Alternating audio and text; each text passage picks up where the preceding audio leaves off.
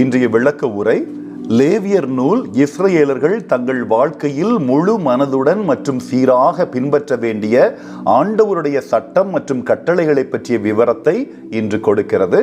மற்றவர்களை நடைமுறை, நெறிமுறை மற்றும் இரக்கத்துடன் நடத்துவதன் மூலம் நாமும் தூய்மை அடைவோம் என்று மோசே நம் ஆண்டவருடைய ஞானத்தை நமக்கு வெளிப்படுத்துகிறார்.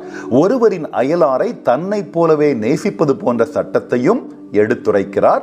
நேர்மை, நியாயமான ஊதியம், பாதிக்கப்படக்கூடியவர்களை பாதுகாத்தல் மற்றும் அன்றாட வாழ்க்கையில் கடவுளின் குணத்தை பிரதிபலிக்கும் வகையில் பழிவாங்கல், அவதூறு அல்லது வெறுப்பை தவிர்ப்பது அனைத்தும் இறை சட்டமாக்கப்பட்டுள்ளன. இன்றைய நற்செய்தி இறைமகனின் 2வது வருகையின் போது அவர் வழங்கவிருக்கும் கடைசி நீதி தீர்ப்பை விவரிக்கிறது.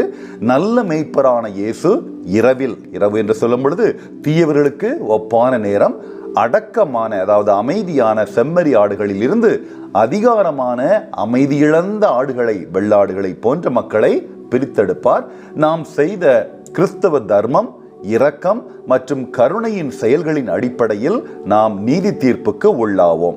நீதிபதியான கிறிஸ்து அரசர் நம் அயலாருக்கு தர்மம், இரக்கம் மற்றும் கருணை செயல்களை செய்ய கடவுளின் அருளுடன் நாம் எவ்வளவு சிறப்பாக ஒத்துழைத்தோம் என்பதன் அடிப்படையில் 6 கேள்விகளை கேட்பார் என்று இயேசுவின் உவமை நமக்கு எடுத்து சொல்கிறது.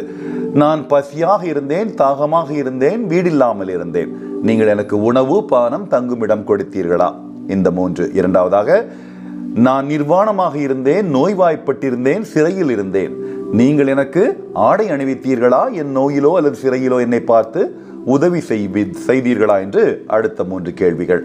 ஆம், நான் செய்தேன் என்பது உங்கள் பதில் என்றால், நீங்கள் தர்மம் செய்ததன் மூலம் கடவுளின் அருளுடன் ஒத்துழைத்ததால் உங்களுக்கு நிலையான வெகுமதி கிடைக்கும். இயற்கையாகவே இந்த இரக்க செயல்களை செய்யாதவர்கள் கடவுளால் நிலையாக தண்டிக்கப்படுவார்கள்.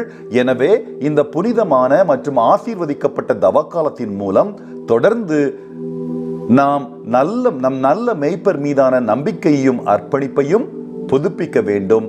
ஆமேன்.